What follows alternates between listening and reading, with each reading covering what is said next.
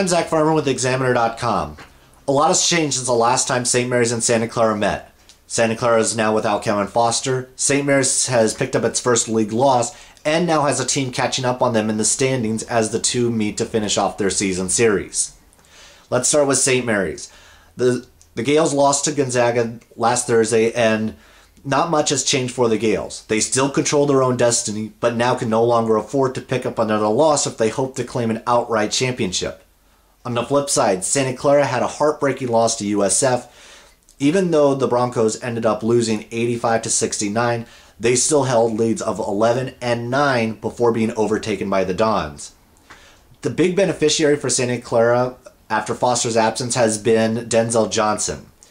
Since January 26th, the freshman has averaged more than 18 points a game while shooting 57% from the field, and in 3 of those games he has had more than 20 points, 2 of those coming against USF, so he's definitely going to be a player to watch for St. Mary's.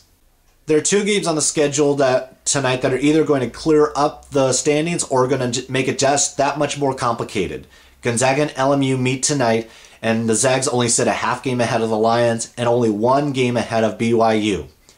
A Gonzaga loss paired with a BYU win against Pepperdine tonight would drop Gonzaga into a tie for 3rd with BYU and move the Lions into sole possession of 2nd place. Gonzaga has the toughest stretch left of the top 4 teams facing LMU tonight. They still have to host BYU, and then they also make a trip down to the Bay Area to face Santa Clara and USF, and Gonzaga lost in both places a season ago.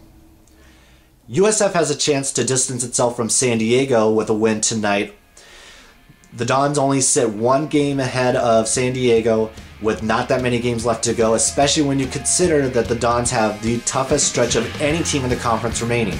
Their last 3 conference games are hosting BYU, hosting Gonzaga, and hosting St. Mary's. Pepperdine will also be at BYU to take on the Cougars, but the game to watch will be LMU at Gonzaga with 2nd place on the line. Portland will have the night off, and we'll see them Thursday. With Examiner.com, I'm Zack Farmer.